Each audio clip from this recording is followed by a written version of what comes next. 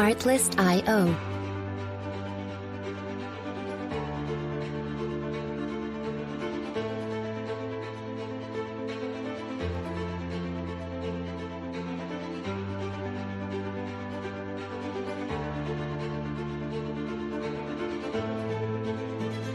Music licensing reimagined.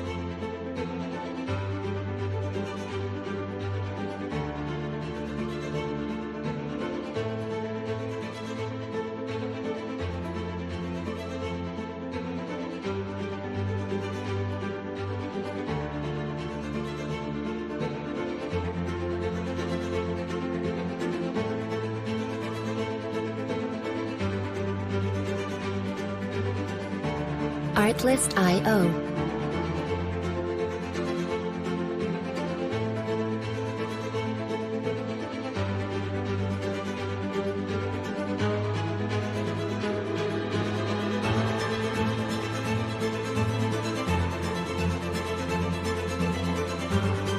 Music licensing reimagined.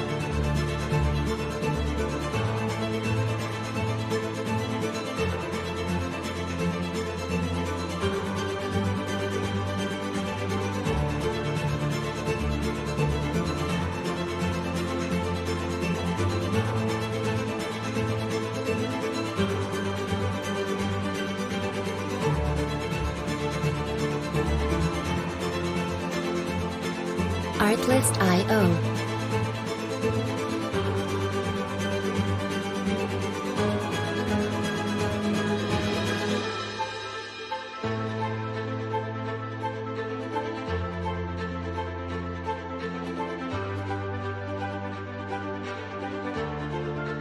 Music licensing reimagined.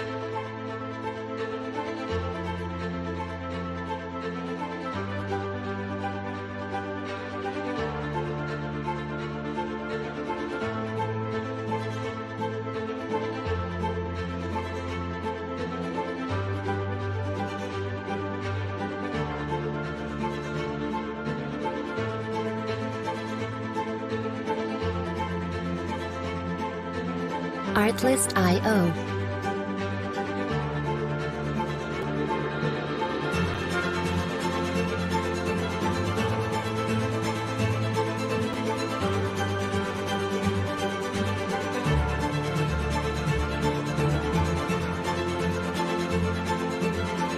Music licensing reimagined.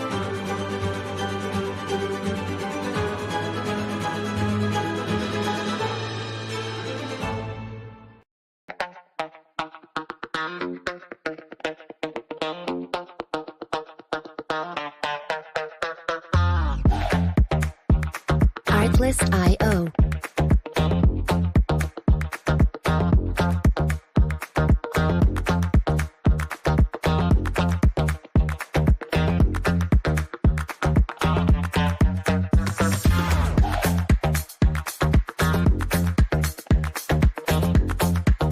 Music licensing reimagined.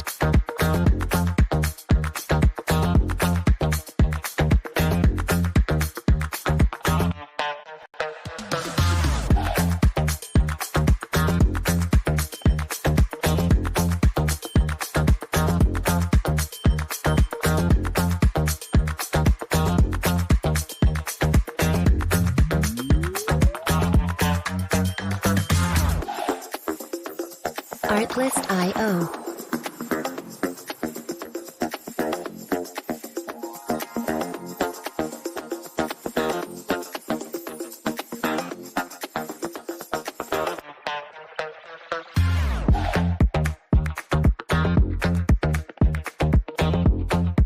Music licensing reimagined.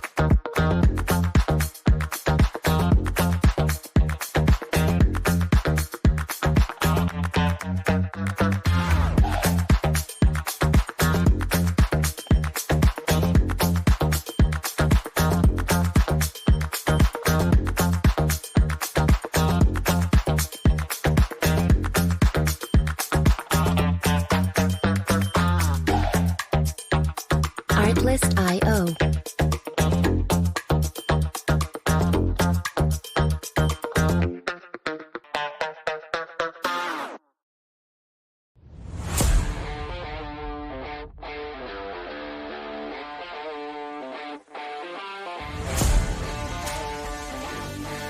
Artlist.io.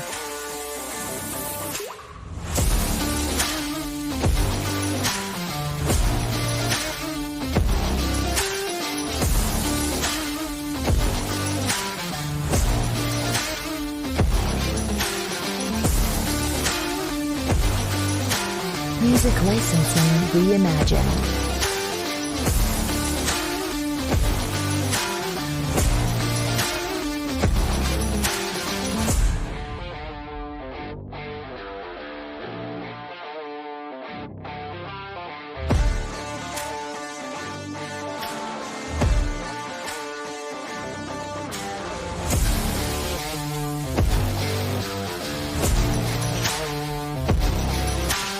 Artlist.io.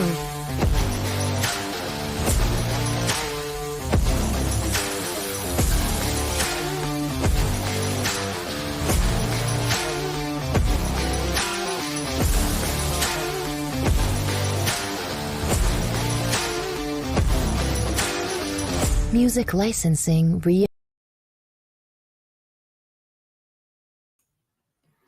All right, let's get started. Not a huge audience. That is to be expected for when you only give an hour's notice and it's on a Monday and you don't have the arbitrage racings or the GVGs of the world joining you on stream.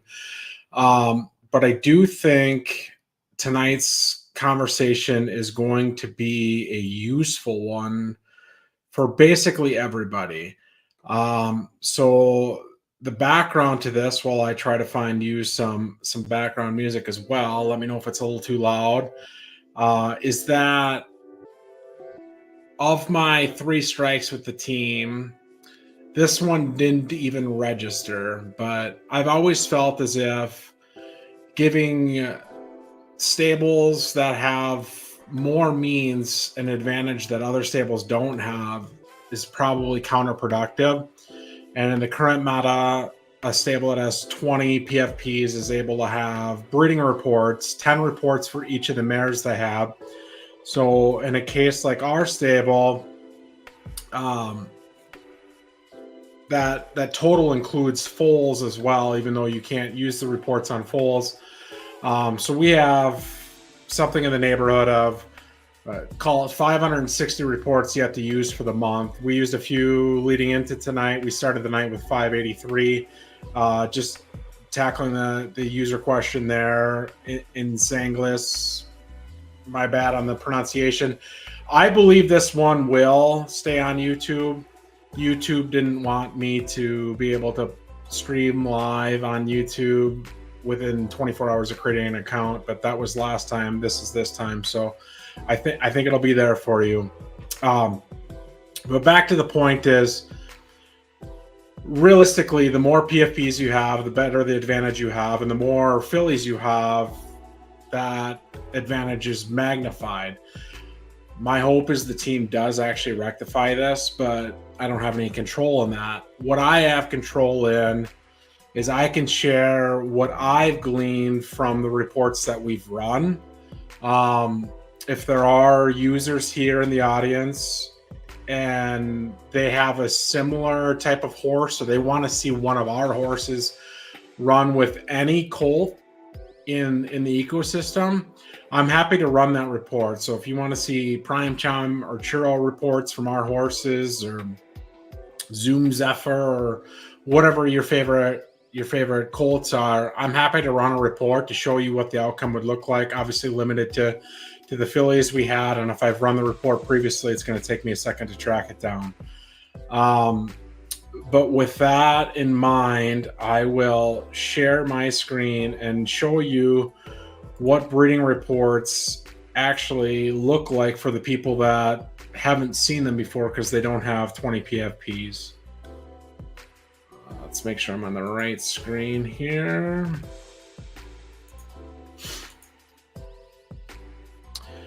Okay. So I am sharing a screen that should have a workbook on it, and let's fix the camera here a little bit, make me smaller if possible. That's the right one, but I want to do me smaller. Bear with me. Second time streaming ever. Okay, that is better. All right. So, and some of this is pretty rushed together.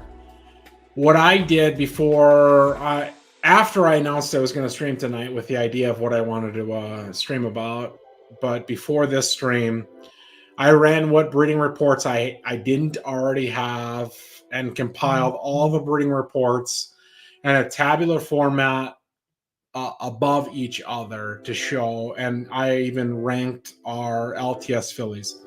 So everything you'll see tonight will be our LTS Fillies, our LTS S Colts.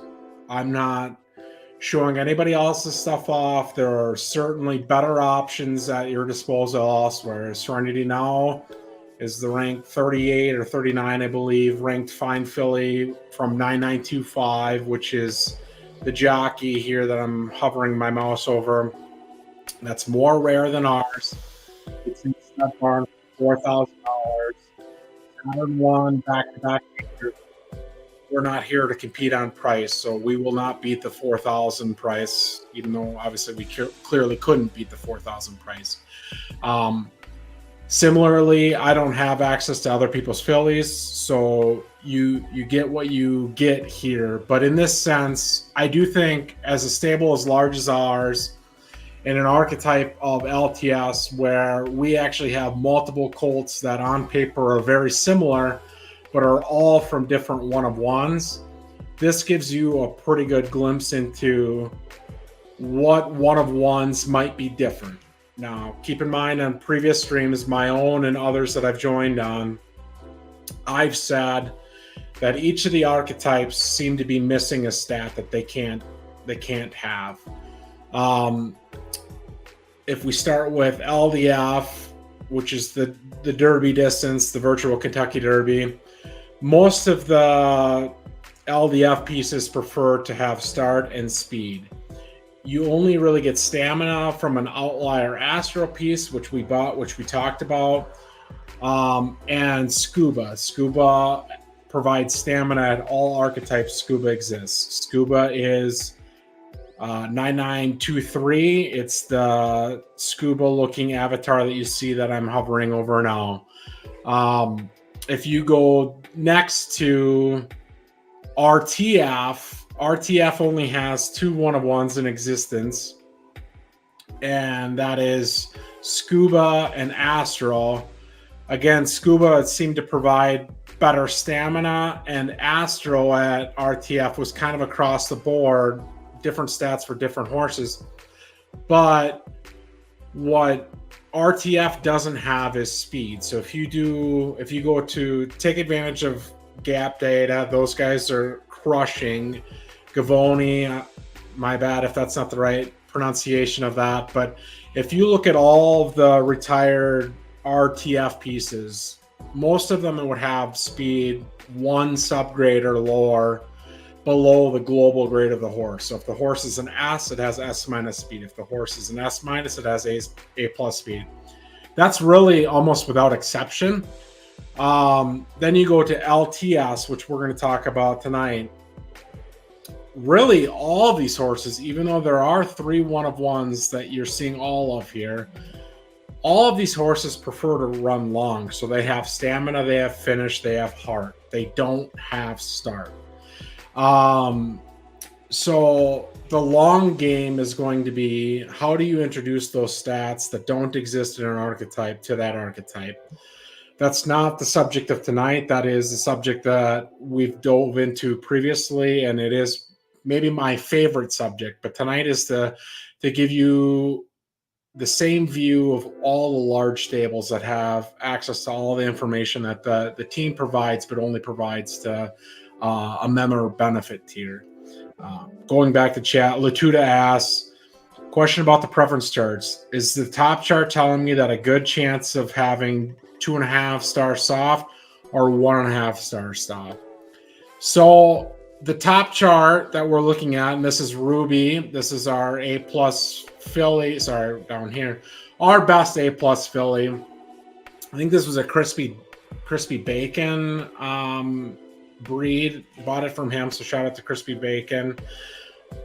Definitely our best A+ filly. One of the best A+ fillies outside of Blood Moon is a unique one, but there really aren't many non-one of one LTS fillies, and we've accumulated a few of them. So to your question, is the breeding report telling you that you have having a chance of 2.5 star soft or 1.5 star soft?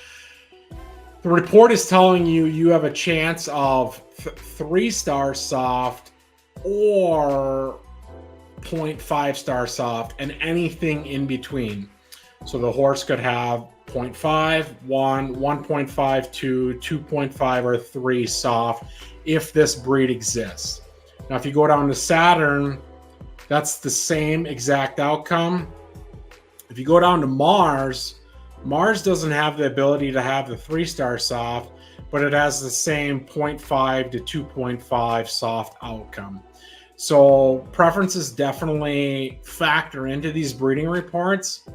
I think what probably factors in more prominently is what you're capable of in the stats. But obviously a great question, Latuda.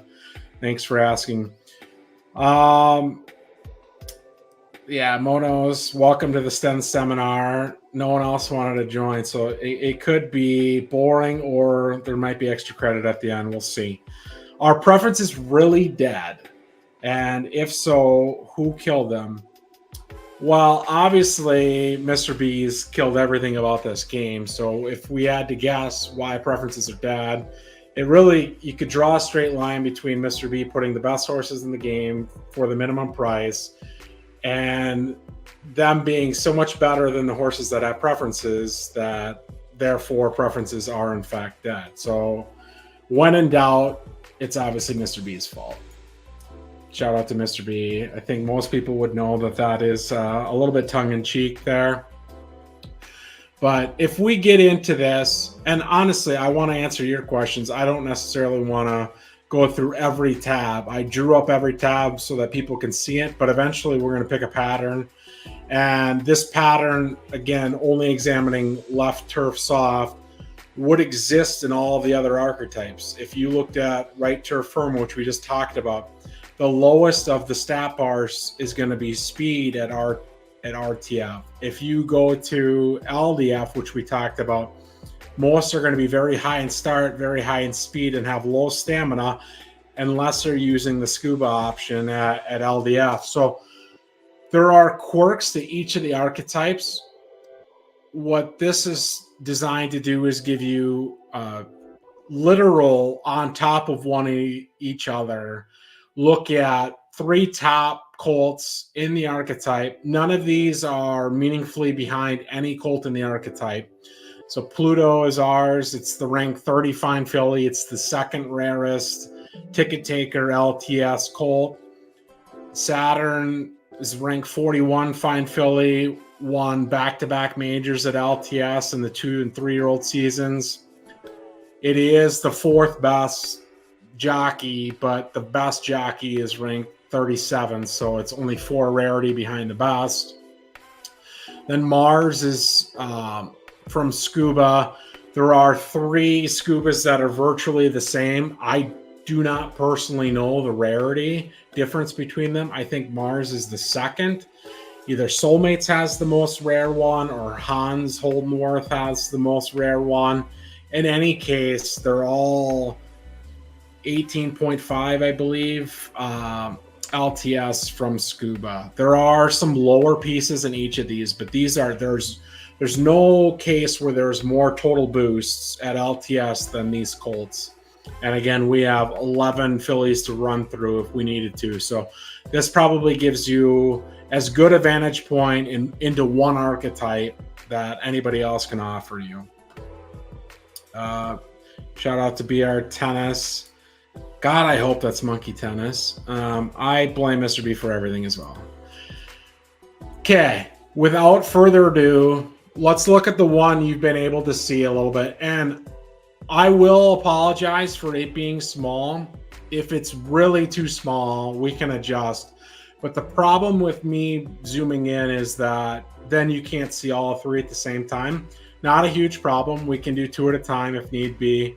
But if you look at, again, Ruby, which is our kind of flagship filly, oh woe is me for us, our best filly at LTS is an A+. You can see that really wide start band. So keeping in mind the box and whiskers that you're seeing, we talked about the preferences is the range of outcomes. So where there is a bar, you can finish anywhere within that bar.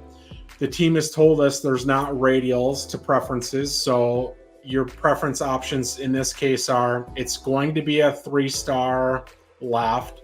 It can finish between 2, 2.5, or 3 turf. It cannot finish at 2.69, even if it wanted the vibes or the memes of the 0.69. It is one of those 3 options, not anything in between. And then for firm, we see 3, 2.5, 2, and maybe 1.5. I maybe misspoke earlier. I was looking at the grid wrong. I was looking at the Excel grid and not the table itself grid. So it's going to end in one of those situations. And I actually bred with Pluto for the first month. So we actually know where the outcomes of these came. And maybe we'll go through the A+s and we'll come back to see where the preferences ended up on these. But a common theme, which we talked about, is the start, box, and whisker seems to be the largest in all of these archetypes. Doesn't matter, RDF, LTF, LDS, all of them seem to have start as having the widest band. And how to read a box and whisker is the box, which you see is the filled in area, represents 50% of the outcomes. The center of the box represents the median outcome. So in theory, within the box, if you're smack center in the box, there's 25% of the outcomes to the left of that, and there are 25% of the outcomes to the right of that. Then, in addition to that, there's another 25% out to the right of the box to the good side, and there's 25% out to the bottom of the box to the bad side. Your breeding outcome can be anywhere within this box and whiskers for each of these 6 stats. To our knowledge, anybody in the community doesn't know better or worse than I do in this respect. We believe that these are individual outcomes. So in theory, it is possible to hit this whisker, this whisker, this whisker, this whisker, this whisker, this whisker, get 3 turf, get 3 soft. Now, is that likely? No, you're hitting the most outlier outcome on 6 stats and 2 preferences, but it's possible. And I say that to say that, let's say you hit the whisker, which is the end of the box and whisker here on start. That does not mean because you hit the whisker on start that all of a sudden you have to have a lower 25 percentile outcome on speed or a lower 25 percentile outcome on stamina. Each is evaluated individually. And I think we've seen cases where an S- and an S made an S+. So clearly, for that to happen based on our experience with betas, that has to be hitting, in my opinion, at least 3 top 25 percentile outcomes, maybe even more than that. Stepping back to chat here for a second. Purple Jesus Juice. Damn, Automod checking my messages, rude. I didn't set anything up, so just don't be rude, Purple Jesus Juice, and then start buying into RTF. If it's helpful and it persuades you to join RTF, I'll do the same exercise for RTF and show you what you're up against. Shout out to Isolated in the chat. Assuming same grade,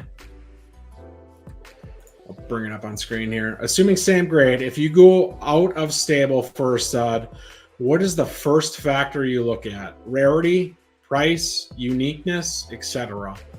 The answer is always price. There's limits to that. So I've operated in the sense that what we have now probably can't last forever. It's it's very beneficial for everybody involved now. It's provided the opportunity to make horses cheaper than anybody you would have asked in the community. No one thought we would have horses as cheap as this, which also means they can sell them for a profit, which also means new people that have come in via GVG's offer or otherwise have the same opportunity to buy cheap horses and not necessarily be behind. And in other streams I've talked about, should a new person have a Gen 0 filly, or should they have a Gen 1 filly? Should they buy colts? What should they try to do? And in those cases, I've suggested that it makes me uncomfortable to say that you should prioritize Gen 1. And I'm the person that's there buying Gen 0s. We haven't bought a Gen 1 foal from anybody. We've not bought a single one. But I'm comfortable in that my assessment of that is correct, because when we're buying Gen 0 colts or fillies, that's because we can use them within the synergies that we already have in-house. So could you buy a Gen 0 colt that is a great breeding asset, or a Gen 0 filly that could make future champions? Yes, but if you're buying the filly, you've already missed the first two foals from that. If you're buying a colt, if you don't have the fillies to use with that, why wouldn't you just pay someone else to use theirs, knowing what we know now, that breeding and stud fees are cheaper than anybody thought imaginable. So to go back to your question, price is going to be the most deterministic thing for me. And within that, I will say, like, the asset itself that you're using is another factor to that. So because Monkey Tennis is here, who knows market values better than I do. So if you have questions about market values, don't ask me. You can add me at Stens31 on Twitter or Discord. I'll try to help you. But the person that answers the most questions, that reviews the market the most, that probably sells and buys the most pieces, at least that's not in Europe right now, because otherwise it would probably be Mr. B. But it's definitely Monkey Tennis in that respect. And Monkey Tennis has Indian Wells, and I'll pull it up as a brief segue here. Indian Wells is the second most unique or most rare Astro RTF filly. It is priced at 16,000 Derby, which is $200 USDC. If I duplicate that time, I can show you my listings, and I will scroll down, or I guess scroll up till I find Jupiter. So I'll snap these so that they appear on the same screen. And I'll even bring them up closer. So the differences between these two horses, again, both Astro colts. Jupiter is 3-star right. Indian Wells has 3-star right. Jupiter has 2.5 stars firm. Indian Wells has 2-star firm, so one less, or 1/2 less. Jupiter has 1.5 firm. Indian Wells has 1.5 firm. They both had S plus start. They both had S speed. Jupiter had SS minus stamina. Indian Wells had S plus stamina. They both had S finish. They both had S heart. They both had S minus temper. Good for me with my 550 plus breeding reports. I could run these two horses for all of our RTF fillies. And my summation of that would be, yes, Jupiter has the better breeding reports. It has a half more preferences in turf. It has a better stack rate and stamina. That bears out in these breeding reports. The more you run, the more they look the same. The variance is very predictable, and we'll get into that when we get into LTS. The point of this exercise and the question is, Jupiter is listed at $200 or 16,000 Derby, or sorry, Indian Wells is 16,000 Derby or $200. Jupiter is $400 or 31,999. Save that extra Derby there. So if I was using kind of a middle of the road RTF filly, call it A plus or A, and I wanted to breed to the top because the prices at the top are cheap. If you're going to the very top with an A or A plus filly, I would say choose Indian Wells. Why wouldn't you? It's twice as cheap. The breeding reports aren't meaningfully different. If I had an S or I like S minus with great preferences that's pretty close to an S to begin with, then you have a decision to make. Maybe you still breed with Indian Wells because it's 50% of the price of Jupiter. Maybe you say, I have a great asset and I want to double down on that. I want to breed with the best possible asset.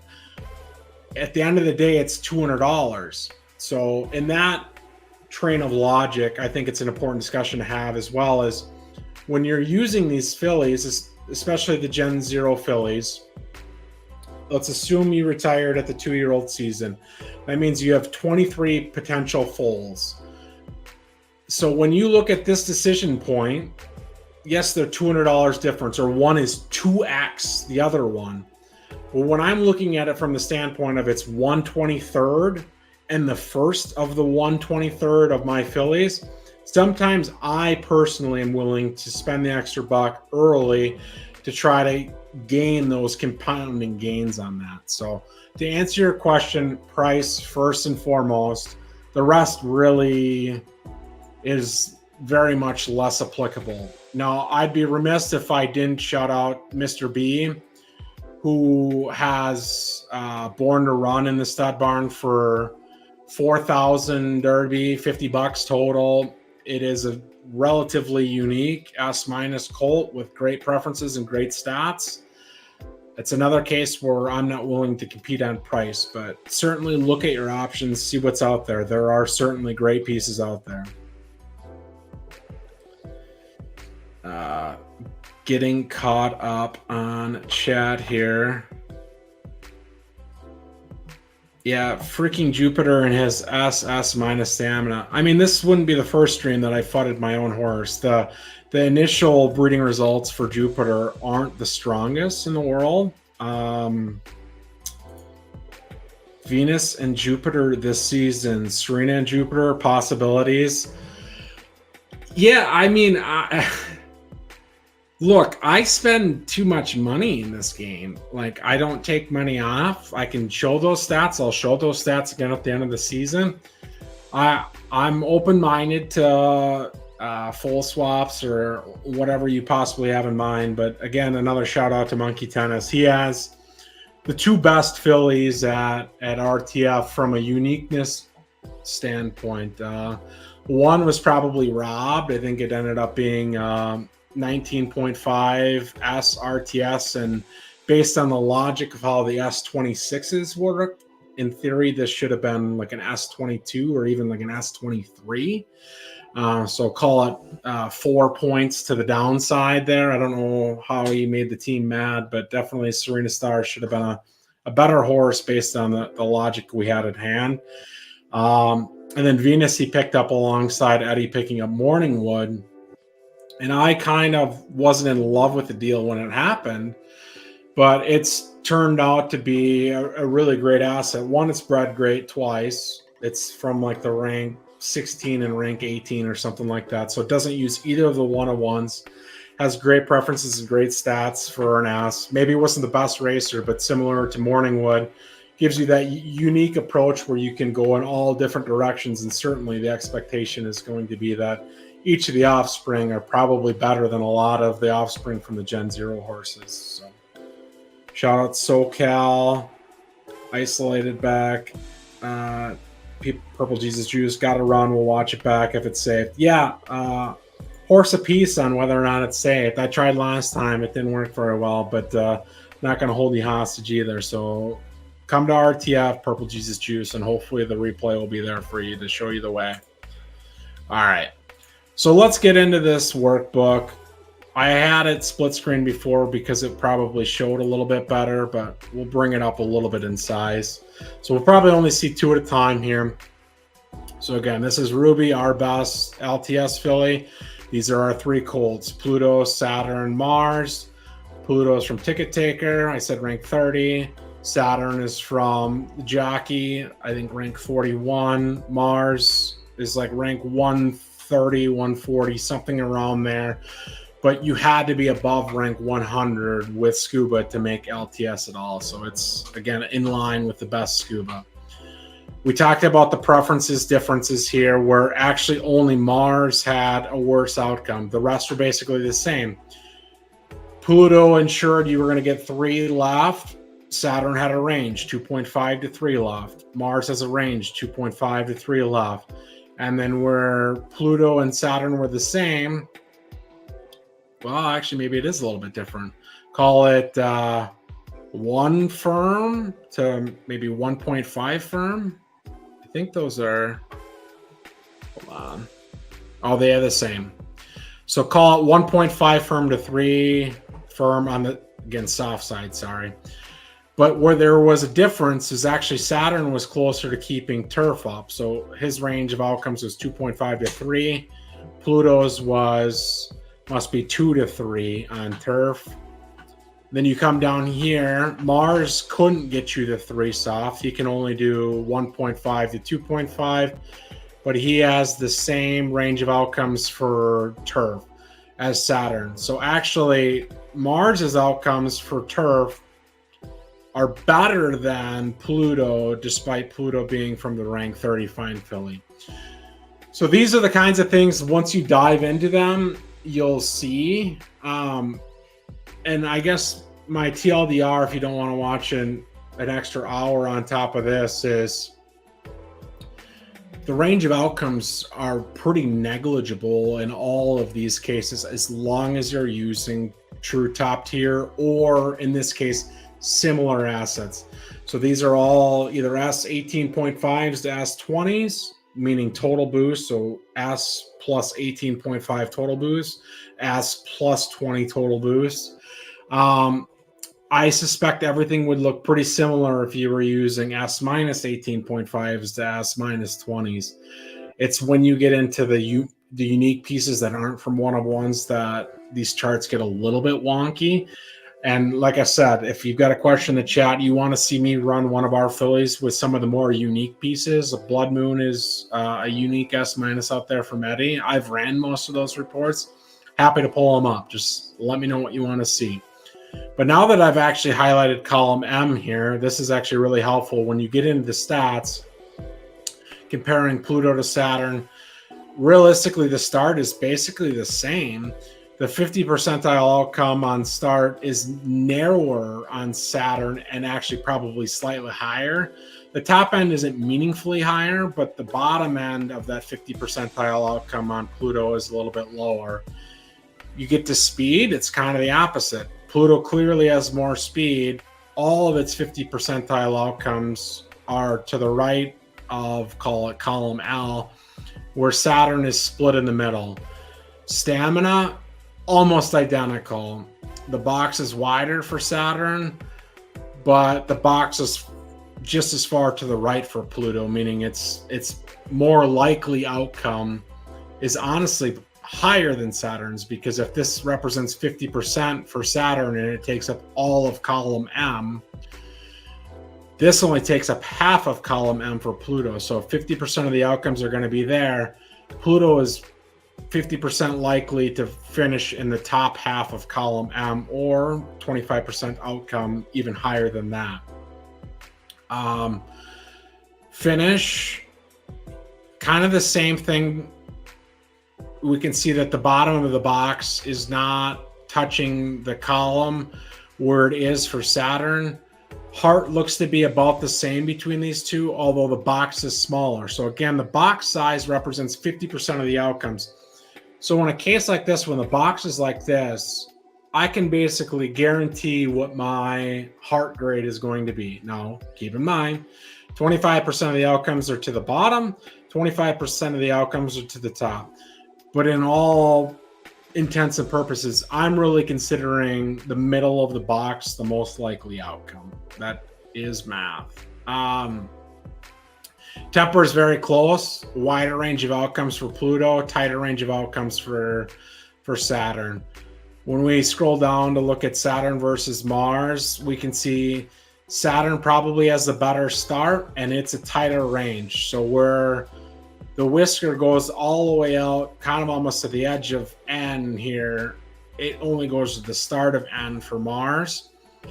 Speed is better for Mars. So we said speed was better, I believe, for, okay, so about the same as Pluto. So Saturn has the less speed than the other two.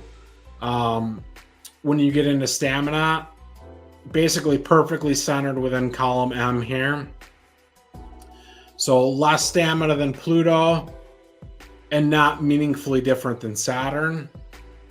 When you go to finish, super tight box there. Doesn't even touch the bottom end of column M. So in that respect, the floor, again, within the box, is better than Saturn's, but not as good as Pluto's. Heart, maybe slightly better than Saturn. Temper, about the same as Saturn. So having done this, I know we're not going to do all 11, but you can see I'm taking 3 semi-unique, meaning that they're from different one-of-ones, and the range of outcomes from these are not meaningfully different. Sometimes the boxes are tighter, like the heart box here on Saturn is very tight. The finish box on Mars here is very tight. If you want to say the stamina box on Pluto is very tight, sure, I won't argue with you. But there's not a meaningful difference in there. So, to get back to Monkey Tennis, he wants to see Moonchild, and I will say there's a reasonable chance that one I have not run. So give me a second. I will run that with Ruby here. Moonchild is another Pocono Racing Eddie horse.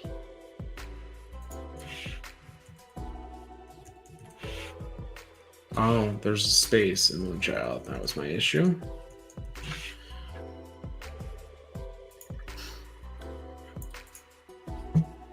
I could show you, but I just don't want to go to my inbox if I've already run this report. I don't think I have.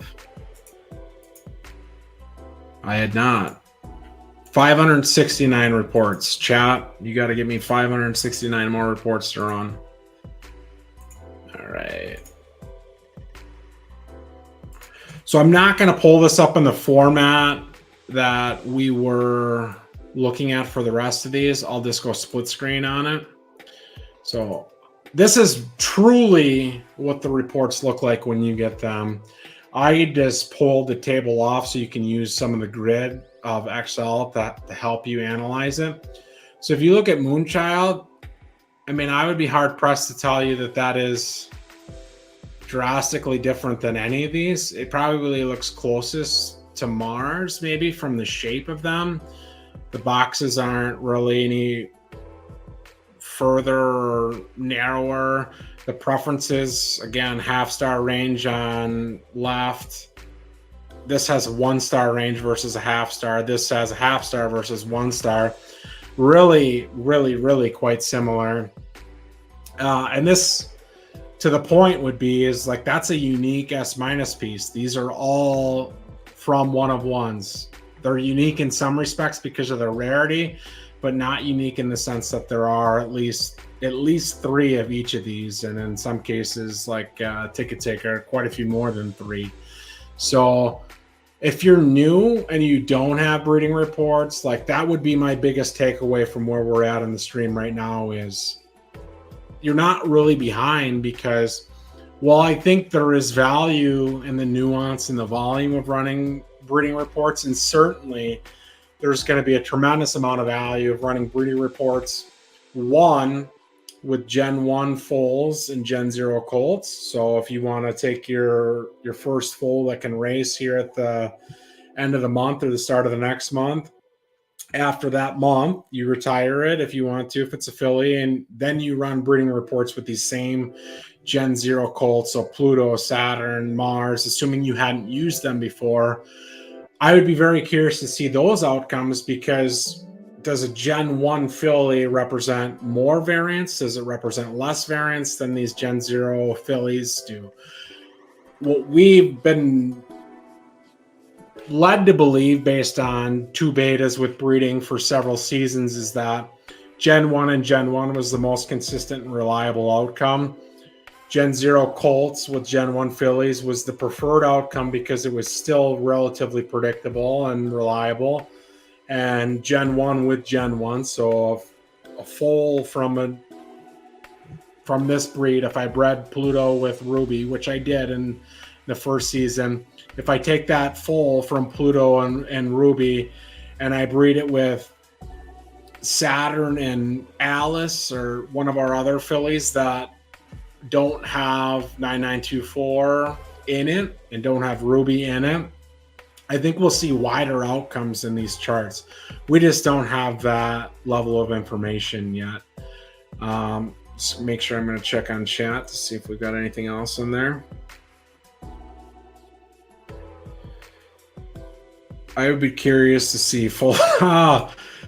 Lacey, why would you want to see something that could have maybe potentially been inbred? I think. So we did some intentional inbreeding on our LTS pieces. In hindsight, I probably shouldn't have chose LTS because it's the area we have the most colts and the least fillies. Would have made more sense for us to do it at RTF, where you could maybe throw away a breed or two, or LDF. But I think the one you really want to see is Grace. And I'll give you a lead into that. So we named all of our horses, or the fillies that we got at Gen 0, single word female names. We looked at the top 1,000 female names and put them in. And then the hope was I would pick like more usable names from our better assets.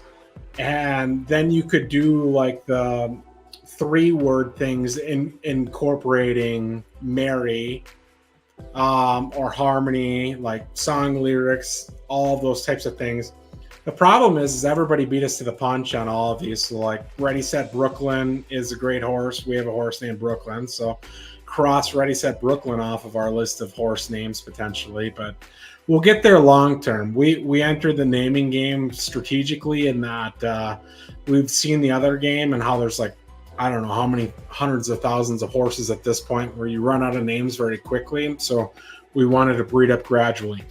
But to go back to Lacey's point, I think you're curious about inbreeding. And had I been thinking about it better, I would have named Grace, which is the horse we inbred, I would have named it Faith, so that I could have named the inbred horse Blind Faith. So that was like a 2-minute payoff of a joke, which probably wasn't that good of a joke, but there's an inbreeding joke in there somewhere. So let's look at inbreeding. So, and I could show you the horse as well. Pluto is the inbreed. This actually occurred. We did it very intentionally. The team could probably laugh at it and be like, yeah, you're fucking dumb. It's not going to work for you, but we're happy you threw away a breed. So if I go to Grace, the horse, and I go to the bloodline tab, you can see it shares the same stud as Pluto.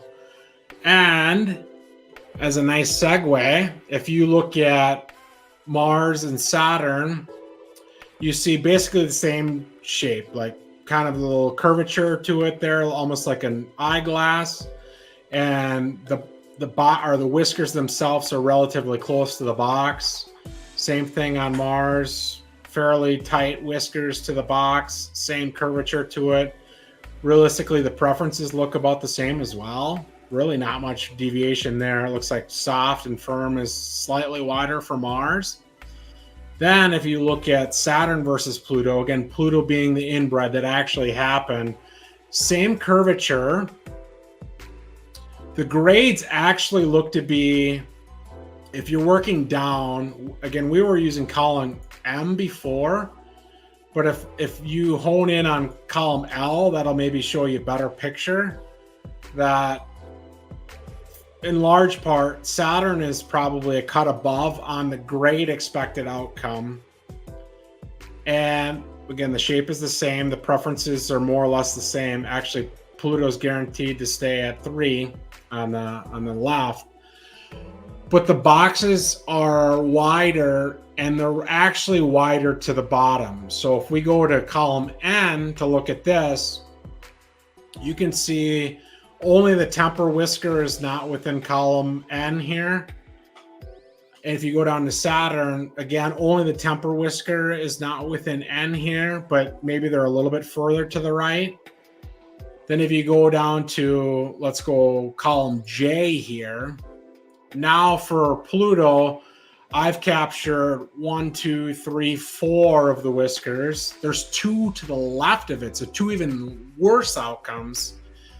And yet, when you look at Saturn, none of the bottom whiskers even get close to that. So the bottom end of the outcome for inbreeding is pretty tragic. And I don't want Lacey to be mad or sad or disappointed by that, because I think all of the OGs would have anecdotally known that that's what the team has said. Inbreeding is bad. Don't do it. But in my experience, inbreeding in the betas, it's the easiest way to get the wonky stats, because if the box is here, and yeah, maybe your outcome to the top is relatively in line with the outcome of a Saturn breed, which is not an inbred, or a Mars breed, which is not an inbred. All I can say is when I inbred, in this case, not intentionally in betas, that's how you got the outlier stats. Now, sometimes you're going to get the outlier stats to the bottom, but it can be a usable stat. So if this is LTS, which we said all the LTS prefers to run long distance, if I somehow got like a B in start, like, yeah, I don't want that. That's not great. But if I somehow also manage, because inbreeded increased variability, because it did, the boxes, the whiskers are wider in general.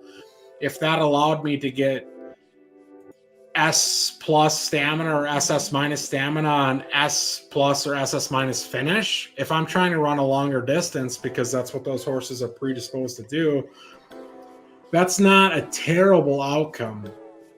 What we don't know, because we didn't have breeding reports at the time, is like, what is the compounding impact of this? So I will love to see what a Grace Pluto, again, that horse bred, what that breeding report looks like, even if I run the report next time with a full, so a Gen 1 full with Saturn, as opposed to, I'm not that psychotic that I'm going to inbreed twice in a row with it, but I'm just curious to see what the outcomes are going to be there. Let me get caught up in chat here. Monkey Tennis says Moonchild is an S minus, but with crazy stats and roll. Yeah, we saw that. So this is like PFL 901 as opposed to PFO or PFL 101 for the people in the chat. So if this doesn't make sense to you, that's fine. It probably doesn't make sense to a lot of people. But to Monkey Tennis's point here is, I think what we saw is like the 1-of-1s. So again, Pluto's from a 1-of-1, Saturn's a 1-of-1, Mars is a 1-of-1. Really, the box and whiskers are actually pretty tight. There is a range of outcomes here. We've seen the boxes go fairly wide, the whiskers go fairly wide, but they're realistically tight. Then if you go to like a 3-match colts, so to Monkey Tennis's knowledge and my own, that gets you the better than most from RVA stable of a JJ. That gets you Mercury, which is ours, Roland Garros, which you sold us, Born to Run, Earnest Money. Shout out to Brad for Earnest Money, Secretary or Mr. B for Born to Run. Those 3-match ones, I feel like had wider variance. in that range of outcomes. And then what's weird is if you go to the 5-match horses, so Churro and Primetime, shout out to Kamesh. Not that he needs the shout out, he gives himself shout outs all the time. I think the variance is actually narrower than the 3 matches and narrower than the 1-of-1s. So where that leads me to believe, and I've checked it a few times, is the horses with the 5 matches are the most consistent breeders. They have the narrowest range of outcomes. They're going to move your horse up. The 3-match ones have very wide outcomes, and they can lead to a crazy good outcome, like some of the ones we saw at Eddie's stable in V2 of beta or even V1 of beta. What we saw at YSM in V1 and V2 with their LDS pieces. But then if you look at the 1-match horses or the 2-match horses that stay at S minuses or whatever, so what we would consider the similar asset class, they're even wider yet. So it feels like the range of outcomes is actually inversely correlated to the number of matches you have.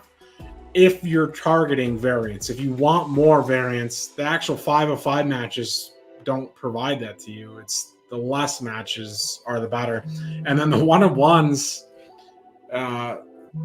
shout out to Rage Panther. He's probably not loving this, but I think the 1-of-1s are providing a similarly consistent breeding outcome to what Primetime and Churro, the 5-match horses, are doing. Now, certainly Primetime and Churros are narrower yet, but to me, this is narrower than a lot of the 3-match outcomes that I've reviewed.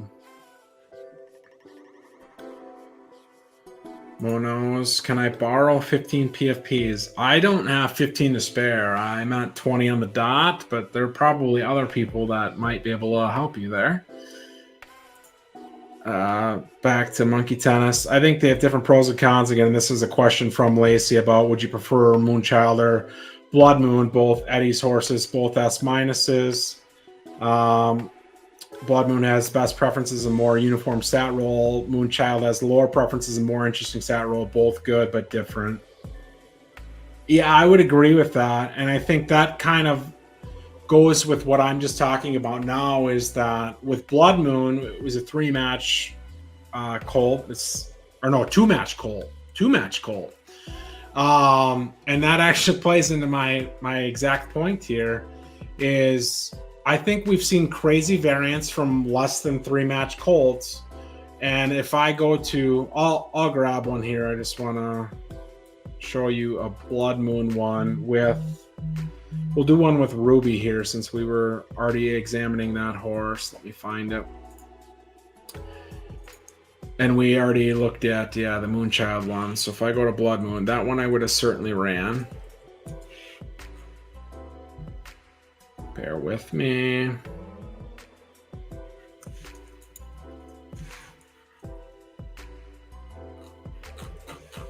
When you've run a couple hundred reports, you've got to scroll to the bottom every time, which is not the best. Okay. So to actually really highlight Lacey's question, Ruby is the consistent filly in this case. Blood Moon on the left, 2-match, but the highest preference is at S minus LTS. Moonchild also S minus. They look fairly similar. Actually, Blood Moon seems to give you more in temper and maybe less in heart, but I would argue the range of outcomes in temper in particular is very wide.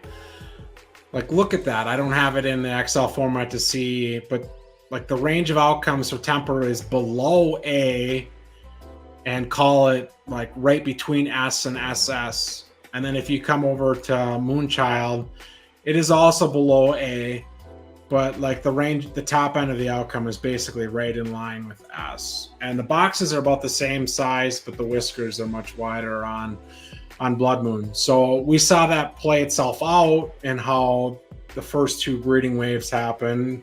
Eddie used Opus 1, which is an S minus 26, so I think a 4-match S minus. He got from Jay Rake. Shout out to Jay Rake. He's basically permanently retired because of his roll bid earnings, but sold that horse to Addie, bought roll bid instead. We all should have been so lucky. And the first outcome was an S- filly, but the next outcome of the two best S- at LTS ended up being an A plus. And I think that's coming from having wider range of outcomes across the board, but in particular temper. Like if I had to guess, that A plus that he got in the second crop that Vijay RVA Racing bought in the last auction, shout out to Peeb and Monos for hosting that. My guess is it got a really bad temper roll. Getting caught back up here. No sleep till Brooklyn. I'll take it under advisement, Monos. I definitely, I asked Chat GPT what horse names I could use. And I said, like, give me a list of 100 pop culture references or give me a list of 100 names, including X. I'm just not that good with Chat GPT, I guess. I didn't get that many great outcomes. Hail Mary, full of grace. Yeah, Mo gets our naming convention 100%.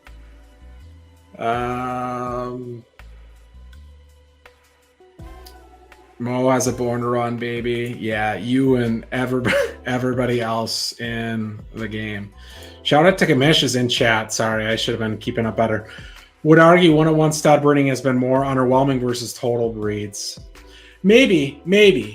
What I would say to this is the 1-of-1 breeds have priced themselves at 4,000 Derby, which what you hate, which has attracted Bs, B plus, A minus, As to breed with those S's from 1-of-1s or S minuses from 1-of-1s.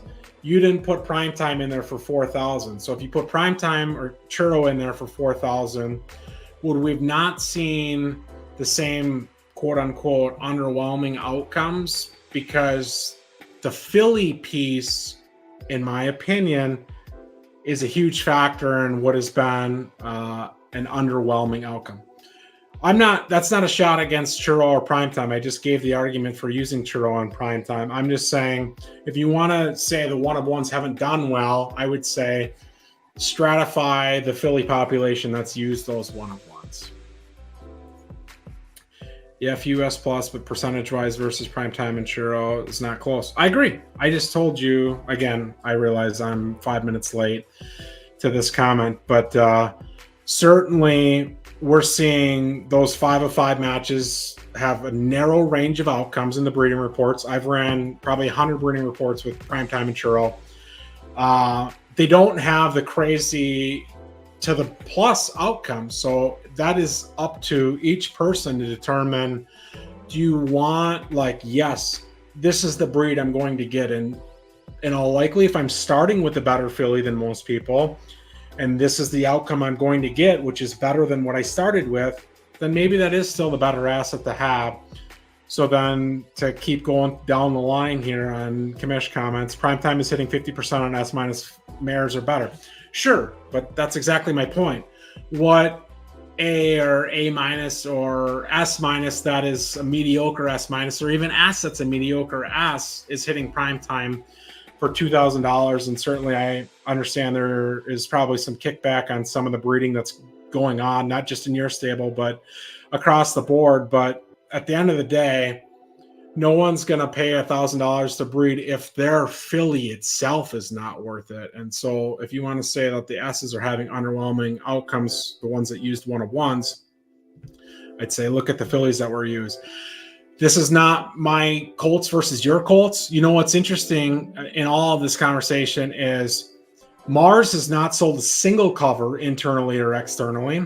It's one of 3 18.5 or better total preferences from Scuba at LTS. Saturn won the 2-year-old major and the 3-year-old major at LTS. Hasn't sold a single cover as well. I bred with Pluto the first month. That's the only covers Pluto sold. Those were all internally. So of the Colts that I'm profiling, all from 1-of-1s, they haven't sold anything. So I think it's the same thing as the saying, my Colts aren't better than yours. They're not worse than yours. I'm pricing them in a way that makes them less likely to be used by other people because I can use them internally and I can control the outcomes. If I breed 12 times with Saturn and I get 9 fillies, I can choose to keep those 9 fillies. If Opus 1, Eddie's S minus 26, 4 match horse breeds with Saturn and he gets a filly, I've lost control of that outcome. He's given me a stud fee, but I don't control the outcome. So I'm certainly myself comfortable pricing well above the floor to have a better understanding or control of the situation.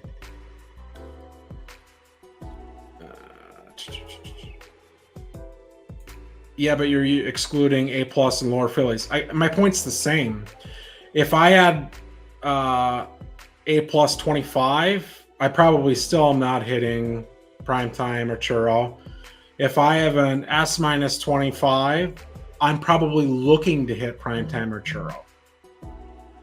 But if I wasn't looking to hit Primetime or Churro, could I have also hit an S20 from a 1 of 1 and had the same outcome?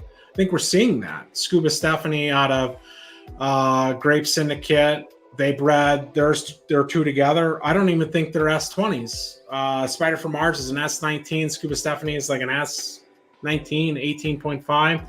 Both times, both 1 of 1s, both LDF have made S pluses. Shout out to Nate LFC, another Minnesotan. I should know what we call our own people in our own state. He's got Bell. It's an RDF piece. Didn't breed with Primetime. Didn't breed with Churro. Got 2 S pluses and 2 breeding cycles. Shout out to Tom Blue Elder, another Minnesotan. I got the Minnesotan part right this time. Didn't breed with Primetime. Didn't breed with Churro. Used an S. Got 2 S pluses. Like, it's a tired argument if you're going to tell me like there's some secret like, yes, of course this is best. I'm saying the fillies are the determining factor in what's working and what's not working.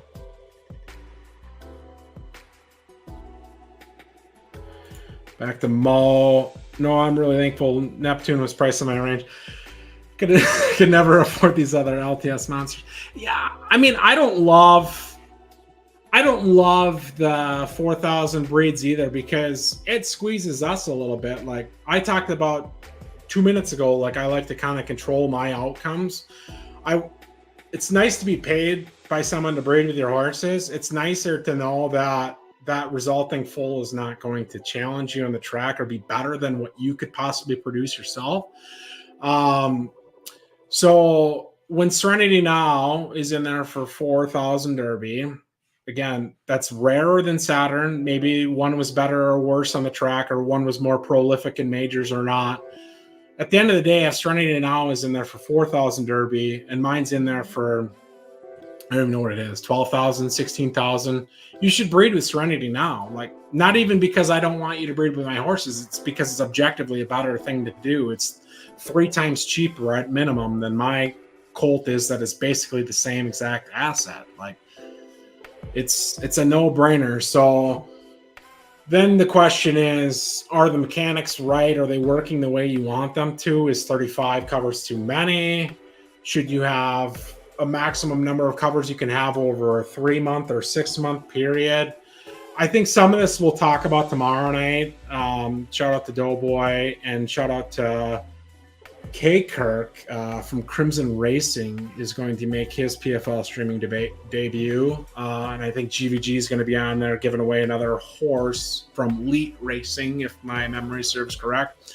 So I don't want to spoil the discussion of the breeding mechanics, but because I know it's something that K. Kirk is passionate about. And the TLDR from me is like, yeah, I get it. I think 35 was definitely too high to begin with, but it was always 35 in like November of 2021. People adapted to that. They built their stables around that. And that doesn't mean it shouldn't come down to 15 if 35 is too high. But I think by time we figure out like what the right sizing of that cover limit is, that by time we get there, then 35 might even seem reasonable because you'll have an increasing horse population at that point. That's I don't have a strong stance on the 35 cover limit. I will say where I will make a strong stance that will benefit commission in this sense is I think it's negligent or reckless to have how we've done the in-house discount versus what the public prices ended up being. So the minimum you could price your horse publicly is what, 4,000 derbies, $50. The in-house discount is always 20% of whatever you list your horse for publicly. So if you list your horse for $50, you pay $10. I think the most like novel, easy, quick, harmless, painless, doesn't rug anybody solution would be make the in-house breeding price the greater of $50 or 20%. I'm not changing the 20%. The 20% is what it is. But you pay the greater of $50 or you pay 20%. What that does, without changing anything else, without changing limits, without changing, wow, these people sold 35 covers the first 2 months and now you're taking that away from them, but I didn't sell 35 covers with my horse. Why are you punishing me? The thing that solves all of that without rugging anybody is if you have to pay a minimum of $50 to breed in-house, then there is at least less, I would argue almost no incentive to price your colt for less than 20,000 Derby. Because if you price your colt for 20,000 Derby and you pay 20%, guess what? You pay 4,000 Derby or $50. If you price your colt for 16,000 Derby, you'd pay $50 because $50 is higher than 20% of 16,000 or again, $50 in this case. So certainly people will still price their colts for 10,000 Derby or 99999. Like that's not going to completely stop it, but they're still paying $50 to breed internally. And you know who this hurts the most? Us. We have more fillies to use with our colts than literally anybody in the game, I think, with maybe the exception of OEB, shout out to One Eyed Blind, and maybe Mr. B, but I don't even know if Mr. B has the same kind of fillies to use. So if I think like this is the right approach to take and say like this is going to literally cost me potentially $40 more per breed per month, then I think you could take that as this is not a biased take. It's probably just the right thing to do. But I told you I wasn't going to get into breeding mechanics because we were going to talk about it tomorrow night, and then I rugged myself. So let's see what we got here. Lacey's got control of one of those assets now with Sarah. Yeah, I mean, the problem is you almost have to go at 4,000 Derby if you want to sell any covers, or you do what I'm doing and say, I'm not going to join the herd at 4,000. I'm going to price it where few people use it, but I have assets to use it myself. Like that's always our saving grace. I mean, we built this way on purpose, but in reality is we don't need people to use our colts. We can use them with our own fillies. Like this is one archetype. This is LTS. We have potentially less studs at other archetypes, but we definitely have more fillies at both of the other archetypes that we compete in. Shout out to Steelheart. Let's see what Steelheart's got. In-house was always and continues to be a terrible idea. Yeah, I don't disagree with this. I think there's been a lot of consternation about this one when realistically it only applies to like 3 horses in the game. Shout out to Kamish again, twice. If you're saying you shouldn't be able to breed in-house, period, and be able to relist it externally, yeah, I mean, I've always agreed with you. I personally, again, this is my own belief, not because of our stable. You can look at our stable and understand our stable. We don't have a ton of truly unique colts. We have very rare 1-of-1 colts in some archetypes. We have a couple rare S- colts that have matches in some archetypes. I thought in-house breeding was an anti-competitive thing. If you want the most chance of having the most new players come up and say this is an attractive opportunity for me to join the game, then people being able to breed internally without anybody else being able to pay whatever money they would be willing to pay to breed at all is in fact anti-competitive. Now, I don't think it's it's not even proven to be an issue because the Churro, the Prime Times, the Eclipses, again, you're part of YSM, those colts that one of like the 5 colts that this would even be an issue for have all at least been publicly listed for like 6 days of the 7-day period. So it's kind of a moot point, but I think, yeah, you got to do something around trying to make people more incentivized to price what we want these horses to be worth, not maybe necessarily what they are worth. And then that goes to the conversation you guys have had of, well, for horses to be worth more, they have to be able to have better racing outcomes. I understand. Again, we can get into most of that tomorrow without spoiling all of it. Yeah, we've always agreed. I agree on that. Shout out to B-Rad, Brad, Miami Nation, Right Turf, Right Dirt. In-house primarily incentivizes the owners to list publicly. I agree. I just don't know that it's meeting its purpose.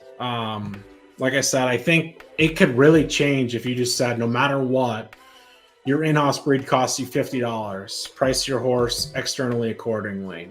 I think a lot of these good pieces would go up to $20,000, and would Serenity now still price at $4,000 Derby because it's already sold 100 covers? Maybe he would, but then there becomes another avenue of Serenity now has sold 100 covers. So do I want to breed with Zerath or do I want to breed with Saturn?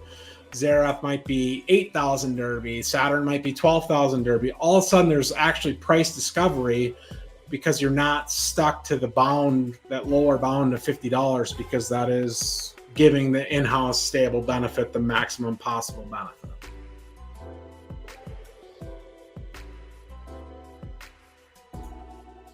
Who has done it besides like 5 horses, non-issue and increased cost? Yeah, I agree. Yeah, I'm saying the true private in-house breed thing. So for those people that are new, you can list your colt privately. You pay $100 to breed with it, and you can leave it private, or after a 12-hour period, you can adjust the price and list it publicly. Now, certainly, commissions use this to breed several times in-house for $100, and then it's repriced the horse at, let's say, I'm going to say $2,000 just for ease of math. It wasn't. You were never at 16 or 160,000. People's consternation in this case was, well, if he's only paying $100, he shouldn't be able to list the horse publicly for more than whatever $100 would be 20% of. Like he gets the double dip. He can sell a couple expensive covers and he can only pay $100 himself. I get it. I mean, my bigger issue in that subject is the backroom dealing and offering rebates on stud fees and not knowing what those rebates are.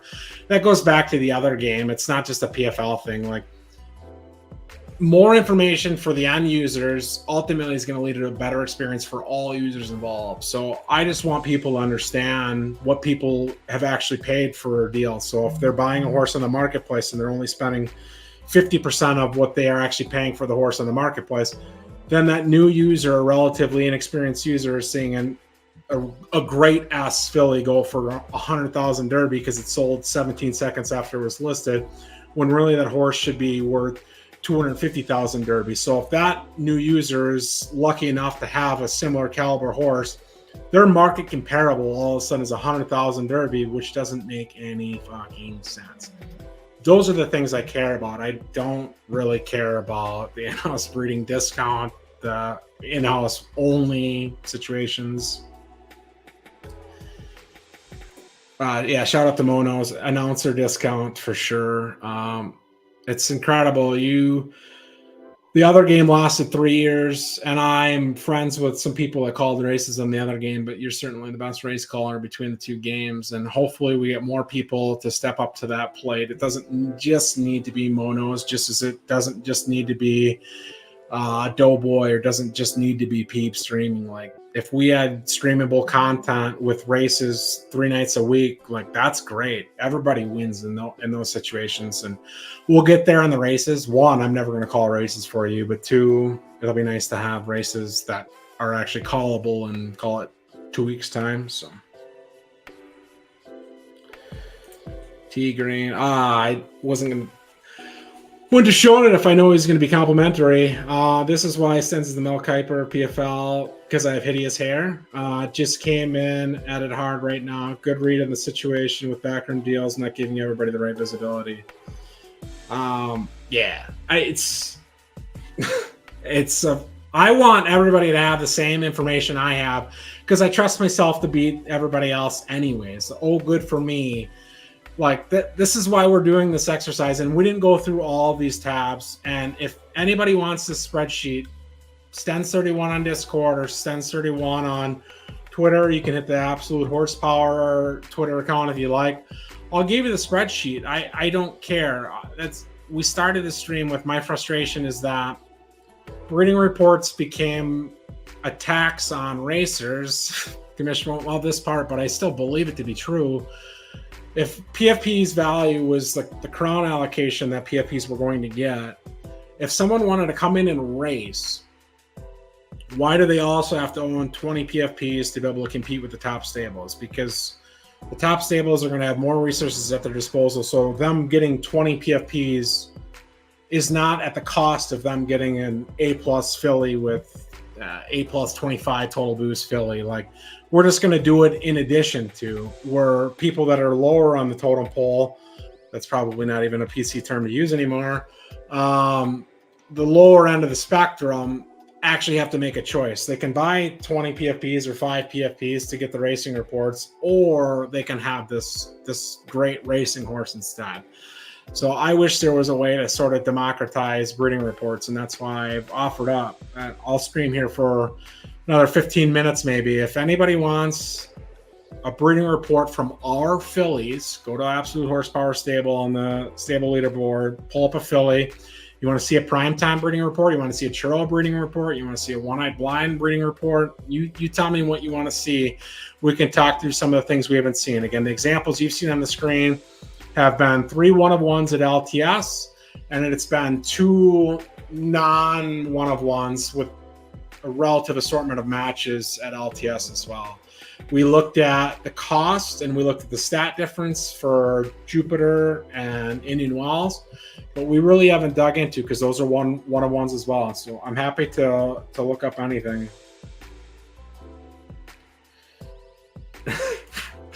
Free stands, yeah. Problem is, I don't think either side admits that they were wrong in that respect or that debate. So here we are. Arden Park. I would like to see an Apollo breeding report with anything under an S- mare. You got it, sir. You got it. So we have a few. Like, our strategy going in was very conscious in that the S- fillies were very, very expensive. And in most cases, you can blame Mr. B for everything, but this would be a case where I think you probably have to blame Eddie, Pocono Racing. Shout out to Eddie. I love Eddie. But once he bought Opus 1, which used to be J-Rake 1, for which I think is still the highest for a racing ticket, not to be confused with 2 PFPs to make a breed happen or PFPs plus a breeding fee. For an actual racing ticket, I think it's a record that will never be broken at this point. So once the market for the S- reflected that deal, I decided, in my opinion, how much worse were A+ fillies going to be than S- fillies. So if you breed call it max boost S- filly with a max boost S, your most likely outcome is an S. You still have a chance of getting an S-. It's pretty rare, but it's still a chance. Now, if you buy a max boost A+ filly and you breed it with that same max boost S, I would say your chances of getting an A+ are relatively non-existent. I think that actually is borne out, or I can show you 200 breeding reports.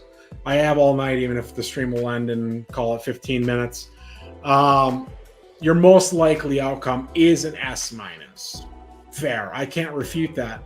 But you certainly have a chance to have an S outcome from that A+ and the S. And is the S that is from the S- filly and the S filly, or S colt, sorry, better than the S from the A+ filly and the S colt? Probably. It probably is, but it's not out of the range of outcomes, especially seeing some of these breeding reports to say that those are relatively close. And the cost of that S- filly was even when A pluses were at their peak, which we screwed up the market for everybody else in that respect, buying a couple. It wasn't worth 3x more is what some of those were going for. So I haven't forgot about you, Ardent Park. You know me, I get on my rants here. You wanted to see Apollo, and we'll pull up Violet, which that rant started because Violet is an A plus 25, 9 of 9 preference, one of only 3 that exists. Shout out to Rage Panther, Sage Panther. He's got one. Accentuate Art. I don't know who's got the third. I should know that, but I do not. And I will do you one better, Ardent Park. I will show you Apollo versus Pellener Fields, which Apollo is the rank 1 and rank 48 fine filly, and Pellener Fields is the rank 1 and rank 51 fine filly. So 3 rarity difference, both from Scuba, both LDF, to show you like how negligible differences are. And Pellener Fields is cheaper in the stud barn. Apollo won the 2-year-old major. Pellener Fields won it once it was called the Virtual Kentucky Derby. I expect people to breed with Pellener Fields for that or price alone. No issues in that from me. I'll let you look at this one from Apollo and Violet while I pull up the other one. I thought I'd run the Pellener Fields one, but I guess I hadn't. So give me a second. So again, Apollo and Violet, crazy bandwidth on start. I think we're seeing that kind of everywhere. Finish is actually wider in this respect.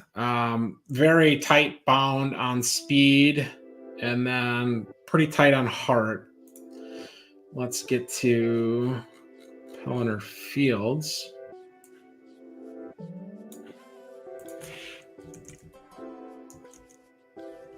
For those that don't know, and I've shared this story before, Pellener Fields actually used to be our horse. We traded it to Balthazar. Got some RTF pieces back, and then it went on to become famous. Nothing wrong with that. We also, fun fact, were the ones to trade Poseidon, his RDF filly that pulled SS stamina, the only horse, Gen 0 horse with SS stat that isn't an S+. I don't know if Churro has an SS. I don't know. The only S with SS stats. So I lose every trade that I get into. So if you're looking to trade, hit me up. I'll surely lose that trade. A second. I just ran the report. Here it is.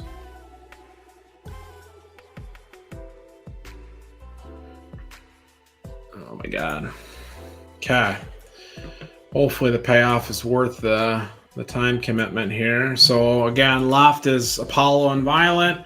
Right is Pellener Fields and Violet. So, I mean, if you think that start bar is any different between the two, I think you're lying to yourself. Speed is actually much narrower. Now, is the median outcome any different between the two? My eyeball test says no. So then I guess it's a decision point of, do you want the wider variance? It looks like the whiskers are roughly the same. They're a little bit wider for Pellener Fields maybe, but the box itself is wider. I would say stamina. It's so hard because this box is narrower than the other one, but stamina is probably about the same exact box, maybe. Finish is wider for Apollo for sure. We saw that. It was crazy. And then here's where these two are different. And I noticed this. I ran a bunch of reports, which is why it surprised me that I didn't have this report. So the difference between Pellener Fields and Apollo, in my opinion, of having run 10 plus reports on LDF fillies between these two, is Pellener Fields has an advantage in heart. His box is not just bigger, it skews more towards the right. Apollo has what I think skews to be further to the right on temper. So I think temper, again, get back to me once you've run like 100 churro breeding reports or 100 primetime breeding reports. The higher grade, higher match horses seem to have more in temper, both in the stat itself and that they pass that down on the breeding report. So I guess the question is, you probably want Hart. Hart maybe makes you a virtual Kentucky Derby champion, as proven out here. Apollo won the 2-year-old race for the non-Kentucky Derby that was a major. Pellener Fields won it at 4 years old. So it's your trade-off is harder temper, but otherwise these are the exact same horses. The preferences are the same. The range of outcomes is 2.5 on firm to 1.5 on firm. They're both going to make 3-star dirt. They're both going to be between 3 and 2.5 on left. So that tells you how narrow the range of outcomes are at the top end, which I think it brings up a lot of other examples I can think of offhand. Is if we look at our TF, I already shot myself in the foot by saying Jupiter probably wasn't worth the price difference between him and Indian Wells. I think similarly, if you look at Big A, shout out to Crypto Hawk, I know he's in the chat. His is in there for like 10,000. Monkey Tennis has been in the chat helping people. Appreciate that as well. He's got Flushing Meadows, which I think is on paper demonstrably worse than Big A, at least in preferences, and probably total boost from the Gen Zero Colts. And then at the top of that spectrum is Deep Poison or Durban Poison, which is run by Wolof but owned by Stingray. Shout out to Tensor or Tensorians. Stingray works for the team there. As it stands, I mean, we have this long-standing dispute over what's the right price to list these top assets for, and maybe even before Commish joined, but to his benefit now is earlier I was saying, yes, Jupiter has more total boost, has more total preferences, both than Indian Wells, but he probably isn't worth 2x Indian Wells. Is he worth 20% more than Indian Wells, or is he worth 2x Indian Wells if you had the right filly to use with them? Maybe, but that same exact analogy plays out when you look at, let me see if I can pull it up really quickly here. Big A, Flushing Meadows, and Deep Poison at RTF. They're priced wildly different. And the point of all of this is it's hard for me to understand too many people paying for Deep Poison, even if it's the best asset, because it's hard for me to believe that the degree to which it's better justifies the price difference. So we can't filter out soft in these breeding barn situations. I wish we could. Here's Flushing Meadows, 2-star right, 2.5 turf, 0.5-star firm. Then Big A, 2-star right, so the same as Flushing Meadows, 3-star turf, so an extra 0.5-star on turf, and then a 0.5-star on firm. So only 1 0.5-star total better preferences. One is about $50, one is about $100. I'm not going to do the rough math on top of that. I should be able to do it, but you can do it yourself.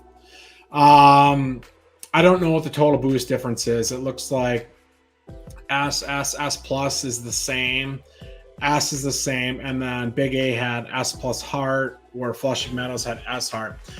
So this is an example of, yeah, it's 2x, but is 2x meaningful in the context of you have a filly that can breed 23 times. So yes, it's 2x, but 2x in this case means $50 extra. So do you not value your filly enough to the point where you're willing to pay $50 extra in one of these first early breeds to have a probably slightly better outcome? 2x is different when it's like we talked about earlier, Indian Wells being 16,000 and Jupiter being 32,000. Then at that point, I'm asking for $200 more than Monkey Tennis is. So I know Flushing Meadows got used a lot. At the results I looked at, it got good results. Big A hasn't been used a ton. I haven't run a lot of breeding reports on these two, so it's hard for me to know if the breeding reports are drastically different. But I have run a lot of breeding reports on Big A versus Deep Poison, who we all got rugged, is not in the barn right now.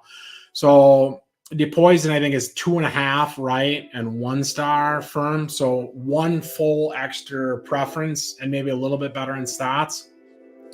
But to my knowledge, and can't be certain of this. I think Depoison's been no lower than $500. So is one extra full preference and maybe a little bit better in total boost, is that worth 4x? Is that worth $500 versus it's actually more than that. It'd be like $600 versus, call it $125?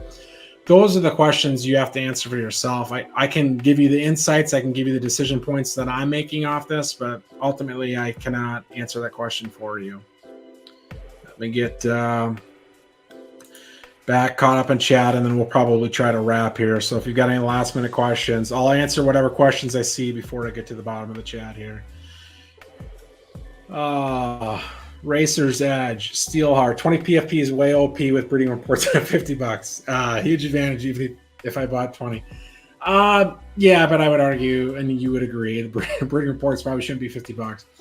I mean, if everybody was paying $500 to breed, like if that was the stud fee, then if you're putting 10% into your breeding reports, maybe. The problem is one breeding report itself isn't sufficient to do any analysis. You'd have to run like 2 to 3 breeding reports. So then you're spending $150 on breeding reports for a stud fee what would make that worthwhile? $600 stud fee? Like I always made fun of people that play DFS and spent $200 on annual content providers, whether it was Daily Roto or Fantasy Labs. So they'd spend $200 a year, and then their like annual spend in DFS entries was like, call it $1,000. It's like, you think that ratio is the right ratio? I disagree, but I disagree. Sage has a big number on Accentuate Art. Yeah. Is Violet a 6 furlong horse? I'll drill into this again a little bit here while we maybe allow time for last minute questions. What's weird is, and we talked about this a lot in the last stream, so if you were there, great. If you missed it, the better analogy is to look at RTF. She's the one, let's call it, for lack of better terms, an S20 Astro at RTF, and Jupiter is an S20 Astro at RTF. That inflates their total stats a little bit, but it's not a lot. It's like 19.5 versus 19 or 18.5 versus 19. It's something like that. She's the one who's like the best sprinter at RTS other than maybe Kosak out of Big Brain Stables, which was an S- actually. Jupiter at SS- stamina was great from 8 to 10. So how can horses that were basically the same thing with basically the same stats, one prefer 4 furlongs and one prefer 10 furlongs? My answer to that question is they probably don't. There's just the distance preference is so tuned in that any change in your stat makes a meaningful distance preference difference. So if you look at Violet, again, A+ 25 filly, the one you asked about, has great start, has great speed on the ticket. I mean, we could pull it up super quick. It seemed to do best in the middle, but realistically, it probably, in a crop of Gen 1s, should be a sprinter. It just maybe has slightly better stamina or slightly better finish than its cohorts. Like the radials between the stats are the only differentiation in that. Because if we pulled it up, I mean, it was a really good racer. One of the ones I was pretty happy with. 12 wins and 32 starts and always in good fields. So S- start, S- finish, which doesn't really give you much of a distance preference. A+ speed, A+ stamina, A+ heart. Then you go to the charts. Really did well at 7 furlongs, but honestly didn't do poorly longer distances than that. Small sample size, shorter than that. If you look at, I get our horses confused. Is Lucy the other A+ LDF we have? It is. So slightly worse, but the same exact stats. S- start, S- heart, A+ is across, or sorry, actually Violet had S- finish. So maybe that is why S- finish versus A+ finish meant Violet preferred slightly longer distance. I'd believe that. Now the results here are not that great, but what I can tell you is Lucy raced like 90% of her races against Violet. So if you race against Violet every time and Violet wins 12 out of 32 times, chances are you're not going to win that many.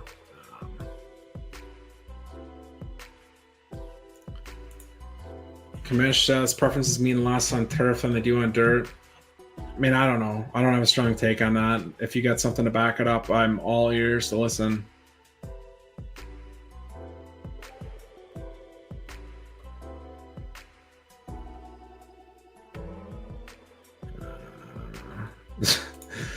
Brad says it's worth the money. Yeah, Brad's got some nice colts for sure between the RDF barn and our RTF barn for sure. So, I mean, use your own judgment. Take what I've given you. Take what 17 other people are giving you as well, as far as commentary and their own personal beliefs, their own context for the decisions they're making, and make your own decision at that point. Grades will drive XDX more than grades will drive XDX.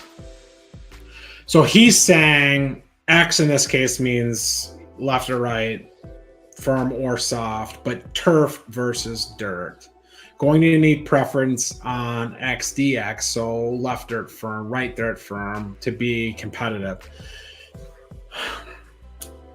I think I understand where you're coming from in this. You're saying that the rarer pieces, so you've got two S26s at RDF, you have like the rank 11 fine filly at LDF, you have the rank 13 fine filly at RDF, and then if you go to LDF, like rank 32 and rank 33 are scuba LDFs, rank 48, 51 are scuba LDF colts, rank 29 is a Ziggy LDF colt. I shouldn't know all of these things off the top of my head, but I do. So like the rare assets were used because of how breeding outcomes were derived. And the more simple way to say all of this is, other than monkey tennis or trying to make like crazy non-one-of-one breeds, because monkey tennis is Serena Star is not from a one-of-one. If you were using a one-of-one to make a scuba LTS, it had to be like a higher than a 100 rarity. That's why Mars, or that's why Hans's or Soulmates, the scuba are 18.5 total boost. If you go to RTF, which I was talking about, the one-of-ones to make RTF, the filly had to be higher rarity than 100. So if you're talking on like true like global brute force rarity terms, I don't disagree with Kamesh. I think the better argument, and maybe this is what you believe, and I'll see it when I scroll, is I think it's a volume game. There's like 10, realistically, there's like 5 meaningful RTFSs, 10 total maybe. If you go to RDF alone S's, one, there's the two S26s, and there's 40 really good RDF S's, and there's a whole bunch of LDF good S's.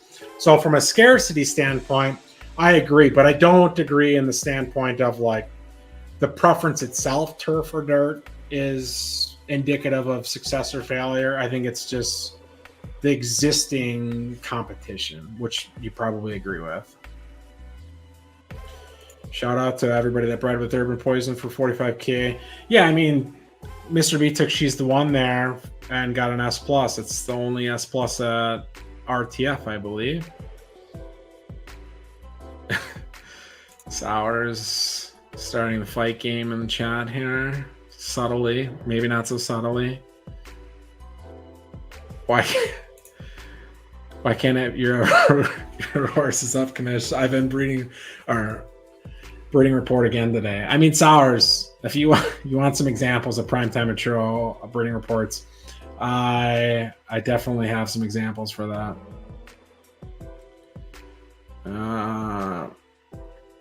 We got them private, so we don't open season by accident on public. I mean, that's convenient, I guess. I suspect I actually know why they're not publicly listed, but I'll leave that for a different day.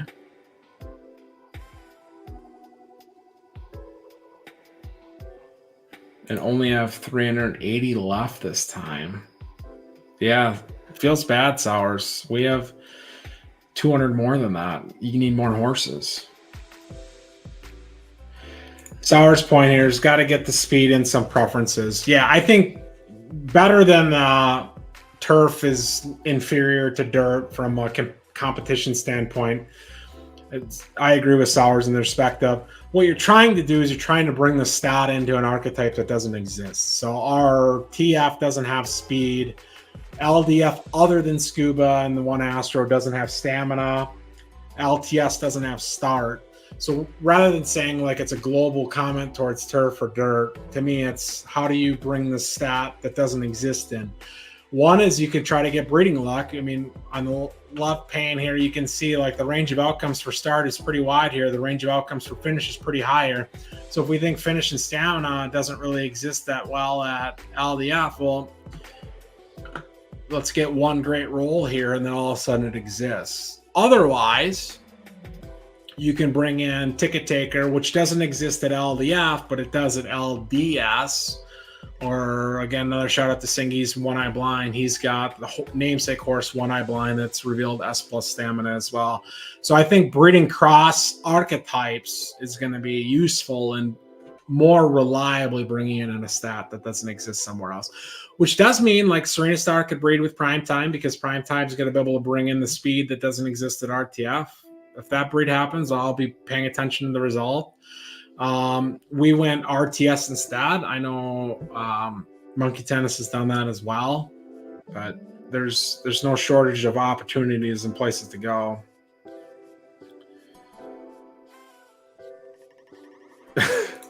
SARS is subtle on the ball. Yeah, me too. Me too. We've got that in common, I guess.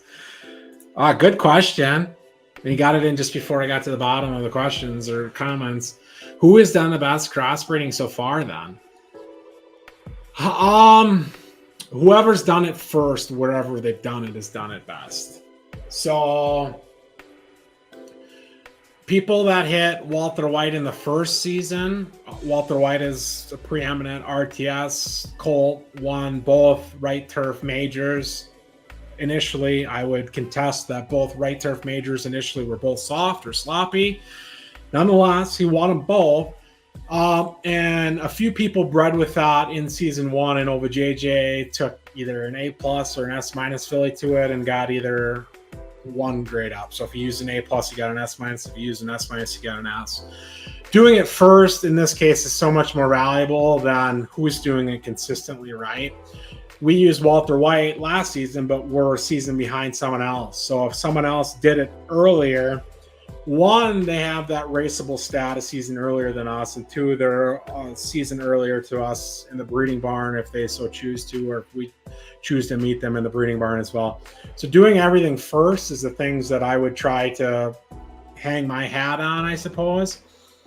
What I personally don't have a lot of faith in is the people that are chasing LTF. God bless them, because our three archetypes are LTS, RTF, and LDF. Those three archetypes have one thing in common. They have two of the three components of LTF.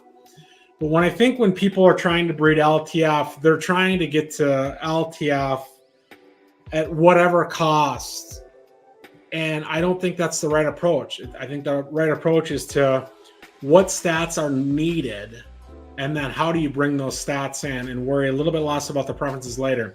So when people are breeding LTF by using LTS, which prefers to run long, doesn't have start, and RTF, which again, those two have two of the three LTF components. So they're taking LTS and RTF and making LTF.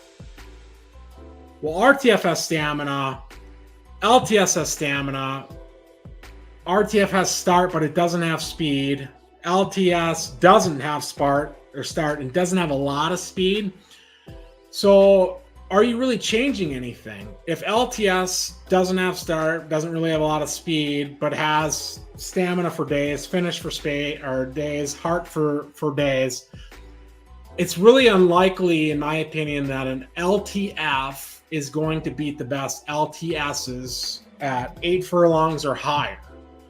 So if you're trying to beat LTS by making LTF, a lot of letter varmint here. To me, what you would need to do is you would need to introduce start, and you would have to introduce speed to LTF. Like if you just look at what really actually worked in live, the best LTF sprinters, the best LTS sprinters either weren't LTS horses and the LTF didn't exist. The best sprinters were LDF pieces. They preferred dirt, they preferred firm, but they could win on soft, they could win on sloppy. So if I'm trying to breed LTF, I care less about trying to get 5 total preferences of LTF or 6 total preferences of LTF. And I care more about introducing start and speed to left turf. And then I'll let the rest figure it out from there. So I think that is a reasonable spot to wrap. We've been going for an hour and 50 minutes minus the